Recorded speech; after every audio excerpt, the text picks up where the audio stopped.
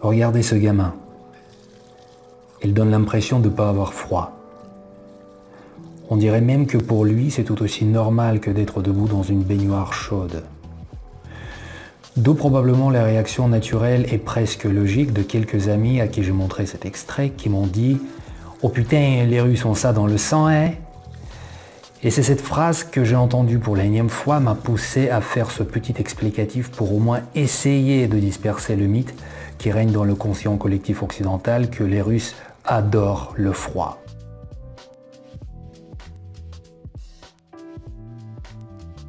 Difficile à dire de manière univoque où ça a été filmé, en tout cas je ne pense pas que ça soit la Russie, puisque compte tenu du faciès du gamin, même le profil, je dirais, j'opterais plutôt pour la Scandinavie ou la Finlande qui ne fait pas partie de la Scandinavie, parenthèse. Donc vous voyez bien que ce genre de pratiques peuvent exister bien au-delà de la Russie. Ce n'est pas propre aux Russes uniquement de se frotter la neige sur le corps nu à moins 40 degrés. Ce n'est pas propre aux Russes uniquement de sortir de la chaleur de la bagna, l'équivalent du sauna par exemple finlandais, et se mettre dans la neige ou dans l'eau froide. Ce genre de pratique existe parfaitement en Scandinavie et en Finlande. Alors contrairement à ce petit spécimen qui a l'air de s'amuser sans trembler, ce n'est pas le cas de tout le monde. Et puis après tout, il se trouve que les parents qui ont filmé leur chérubin stoïque ont probablement coupé la suite où le gamin avait les pieds et les mains bleus et la mâchoire qui tremblait. Faire ce qu'il fait dans cette vidéo n'est pas naturel pour un humain. On n'en est pas avec un amour pour le froid, on n'en est pas avec une résistance surhumaine au froid dans le sang. On s'y habitue au fur et à mesure. Si la culture sociale est conditionnée par les conditions climatiques locales, donc on s'y habitue au fur et à mesure pendant notre enfance. Pourquoi? C'est une influence culturelle. Les enfants, étant en bas âge, de manière inconsciente, répètent par mimétisme ce qu'ils voient faire les adultes. C'est comme ça que se transmet toute culture sur Terre depuis la nuit des temps. C'est de l'anthropologie tout simplement. Ce que vous avez vu dans cette vidéo-là, il s'agit de l'éducation. C'est-à-dire que ce gamin-là, il est éduqué dans ce pattern ou dans ce cadre culturel. Donc pour lui, il est forcément normal de pouvoir faire ça ou de vouloir faire ça, ou ne serait-ce que de devoir faire ça pour être approuvé par les siens, par sa famille, par ses amis, en tout cas par le cercle social qui l'entoure, parce que c'est exactement comme ça que se construit et se transmet la culture. Les Russes, effectivement, se baignent dans l'eau glaciale en cassant la glace au mois de janvier, puisque c'est une fête religieuse et on considère que ça purifie le corps, que ça nettoie les péchés. C'est-à-dire qu'en gros, vous pouvez pécher le reste de l'année. Il suffit après simplement de se mettre 5 secondes dans l'eau glaciale au mois de janvier en présence des témoins. Et vous êtes clean, vous êtes nickel, vous pouvez repartir pour la nouvelle année. Mais bon, passons. On ne va pas débattre là-dessus puisque les religions, ça ne se discute pas. Il paraît que la foi, c'est, comment on dit exactement, je ne me souviens pas, l'irrationnel de l'homme. Bon, donc puisque c'est l'irrationnel, donc continuons à pécher et continuons ensuite à nous baigner dans l'eau glaciale. À se demander par contre pourquoi il y a des pays qui le font, il y en a d'autres qui ne le font pas. Ils ont trouvé d'autres moyens pour se nettoyer des péchés. Parenthèse fermée.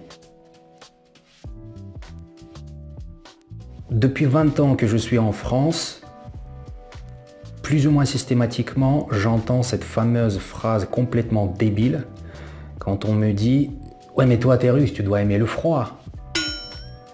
Ce à quoi j'ai forcément toujours envie de répondre naturellement « Bah non du con, j'aime pas le froid, j'aime le chaud tout comme toi, tout comme un être humain d'ailleurs, ou tout comme un être vivant tout simplement, parce que même les animaux aiment le chaud. Après, on peut bien sûr parler des pingouins et des ours polaires qui se sont adaptés à cette température, qui ont tant de kilos de graisse sous la peau, tant de centimètres de fourrure ou de je sais pas quoi, et donc ils vivent dans ces conditions-là. C'est clair que si avec cette fourrure ou cette graisse, on les met quelque part en Afrique équatoriale, il y a de fortes chances qu'ils n'y survivent pas. Bon, en l'occurrence, lorsqu'on prend les humains, tous les humains, en général, mis à part quelques différences, on va dire, physiques de faciès ou du faciès, tous les humains sont les mêmes, donc tous les humains aiment le chaud, on a tous la même température du corps, indépendamment des pays et des cultures et des lieux géographiques où on se trouve, où on est né, où on vit.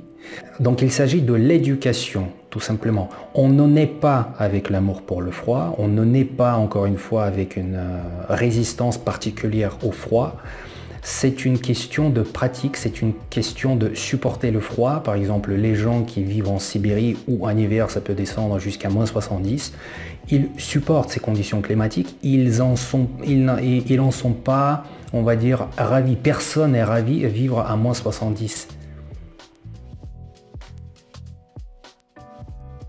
Par contre aussi, un détail assez intéressant, c'est que par exemple au Canada ou au Groenland, il fait tout aussi froid en hiver qu'en Russie ou dans les pays scandinaves. Mais à ma connaissance, encore une fois, bien que je ne sais pas, vous pouvez me corriger si je me trompe, là-bas ce genre de pratique n'existe pas.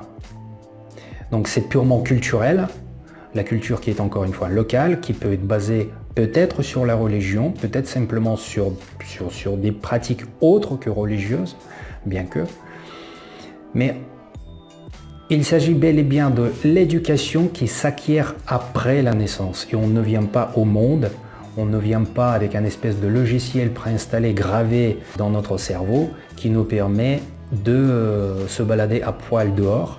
Tout comme par exemple moi, après 20 ans en France, je ne m'ouvre pas les veines à l'année dans la chaleur en attendant qu'une chose, c'est que l'hiver arrive, qu'il fasse froid et que je puisse enfin me balader à poil dehors. Voilà, petite excursion, on va dire anthropologique, quelque part même un peu biologique et culturelle, pour expliquer cette courte vidéo d'introduction d'à peine 30 secondes et pour dire que arrêtez de penser que les Russes adorent le froid ou qu'ils le supportent mieux. Le froid n'est pas une condition sine qua non de leur existence. Disons que c'est simplement le climat dans lequel ils vivent, les conditions de vie climatique qu'ils subissent, sans forcément s'en plaindre. Mais en tout cas, ils aiment le chaud autant que tout le monde. Voilà, ça sera tout pour aujourd'hui.